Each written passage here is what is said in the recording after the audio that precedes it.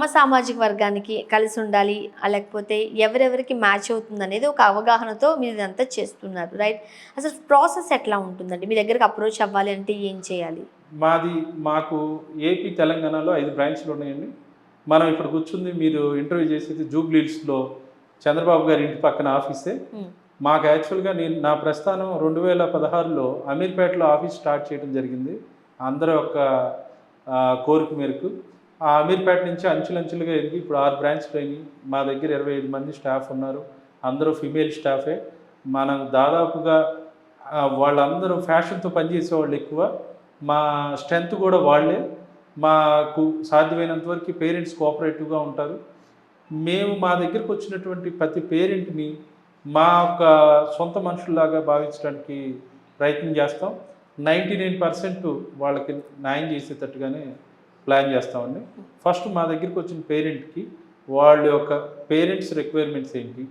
Braid group requirements ఏంటి? వాటన్నిటిని ఒక అవగాహనకు వస్తాం. అవగాహన వచ్చిన తర్వాత వాళ్ళకి మనం ఏమేమి ఇవ్వగలుగుతాము, ఏ ప్రొఫైల్స్ మీకు సూటబుల్లీ ఉన్నాయి, మా దగ్గర అవైలబిలిటీ ఉన్న ప్రొఫైల్స్ని కొన్ని చూపిస్తామండి. ఇమీడియట్గా మన దగ్గర ఉన్న డేటా బ్యాంక్లో వాళ్ళకి మ్యాచ్ అవ్వకపోవచ్చు. ఆ మ్యాచ్ అవ్వకపోయినా కూడా ఇక రాబోయే వస్తూ ఉంటాయి కాబట్టి వాళ్ళ కోరికలకు తగ్గట్టుగా మనం గైడెన్స్ ఇస్తూ, ప్రాపర్ గైడెన్స్ ఇస్తూ వాళ్ళు మ్యాచ్ అయ్యేటట్టుగా చేయాల్సిన ఎఫెక్ట్స్ అన్నీ మేము చేస్తామండి. మాకు వెబ్సైట్ కూడా ఉంది. www.kammawari.com అని ఒక వెబ్సైట్ ఉంది. మాకు మంత్లీ మ్యాగజైన్ కూడా ఉంది. అది మీకు ఇప్పుడు చూపిస్తాను. నేను కమ్మ హిస్టరీ కూడా రాశాను కాబట్టి దాదాపుగా నాకు నౌన్ సర్కిల్లో నుంచి ఎక్కువ బిజినెస్ వస్తుందండి. బిజినెస్ అనకూడదు, నాకు ఎక్కువ కాంటాక్ట్స్ అన్నీ నాకు తెలిసిన వాళ్ళ దగ్గర నుంచే వస్తాయి. దాదాపుగా మా ఇంట్లో చేసుకున్నట్టుగాను, మా కుటుంబంలో చేసుకున్నట్టుగానే ఉంటాయి. కానీ మా మ్యారేజెస్ కమర్షియల్ యాంగిల్లో చేసుకునే విధంగా అయితే ఉన్న మ్యారేజెస్ చాలా తక్కువ పర్సంటేజే ఉంటుంది. అండ్ శివనాగేశ్వరరావు గారి గురించి మేము విన్నప్పుడు సో పూర్ అంటే మీ సామాజిక వర్గంలో ఉన్న పూర్ వాళ్ళకి, మిడిల్ క్లాస్ వాళ్ళకి, ఎన్ఆర్ఐస్కి, అలానే ఎలైట్ పీపుల్ కూడా మీరు సంబంధాలు చూస్తున్నారు. ఒకసారి దానికోసం ఎక్స్ప్లెయిన్ చేస్తారా? నేను దాదాపుగా తల్లిదండ్రులు లేని వాళ్ళకి, ఆర్థికంగాను కొంచెం అంత స్తోమత లేని వాళ్ళకి ఇప్పటికే నేను ఒక 20 మ్యారేజెస్ దాకా చేశానండి. అలాగే ఎన్ఆర్ఐస్కి, ఎలైట్కి, సూపర్ ఎలైట్కి నేను పెద్దవాళ్ళ పేర్లు చెప్పకూడదు. చాలా ప్రముఖుల వాళ్ళ ఇళ్ళల్లో మ్యారేజెస్కి నేను కూడా నా చేతి కూడా ఉంది. వాళ్ళ ఇంట్లో కూడా వెరీ హ్యాపీగా ఉన్నారు. ఎన్ఆర్ఐస్ కానీ ఎవరైనా సరే నన్ను దాదాపుగా పర్సనల్గా అప్రోచ్ అవుతారు. చాలా వరకు నేను కూడా ఫోన్ కాంటాక్ట్లో ఉంటాను. మాకు ఒకవేళ వాళ్ళు ఎన్ఆర్ఐ అయినా కూడా రూట్స్ మనకి ఇక్కడ పేరెంట్స్ గాను, గ్రాండ్ పేరెంట్స్ గాను, లేదంటే ఫ్రెండ్స్లోనూ ఇక్కడ కామన్ సర్కిల్ ఎక్కువగా రిపీట్ అవుతూ ఉంటుంది. దాదాపుగా వాళ్ళు నోన్ సర్కిల్ అయిపోతారు. మమ్మల్ని ఎవరు అప్రోచ్ అయినా దాదాపు వాళ్ళు మాకు తెలిసిన సర్కిల్లో వాళ్ళే అవుతారు. కానీ అవుట్ ఆఫ్ ద ఉండే వాళ్ళ పర్సంటేజ్ చాలా తక్కువ ఉంటుంది.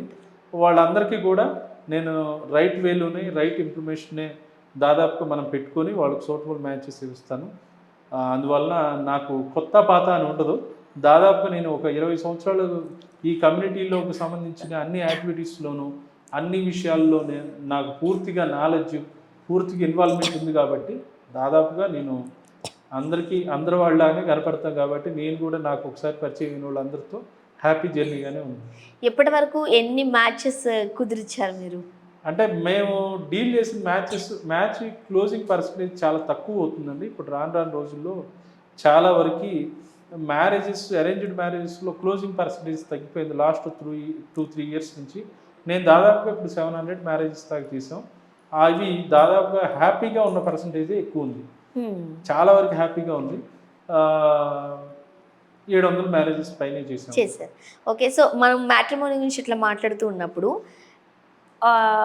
ఇంతకుముందు మనం మాట్లాడినట్టు మీ అట్మాస్ఫియర్ అంతా ఒక పెళ్ళి సందడిగా, లేకపోతే ఒక పెళ్ళింట్లోకి అడుగు పెట్టినట్టుగా ఉంది. అండ్ లోపలికి వచ్చినారు చూస్తే మీ స్టాఫ్ అంతా కూడా ఆడవాళ్లే ఉన్నారండి. మీరు ఒక్కరే అబ్బాయి కనిపించారు నాకు. ఏంటండి? యాక్చువల్గా మ్యారేజ్ విషయంకి వచ్చేవరకే అరేంజ్డ్ మ్యారేజెస్లో తల్లిదండ్రుల పాత్ర ఎక్కువ ఉంటుందండి. తల్లిదండ్రుల్లో కూడా తల్లి పాత్ర చాలా ముఖ్యమైనది. మన పిల్లల్ని ఎడ్యుకేషన్ కోసం అన్ని కేరింగ్లు తీసుకుంటుంది. వచ్చే కోడలు కానీ, వచ్చే అల్లుడు కూడా ఆ తల్లే ఎక్కువ ప్రధాన పాత్ర పోషిస్తారు.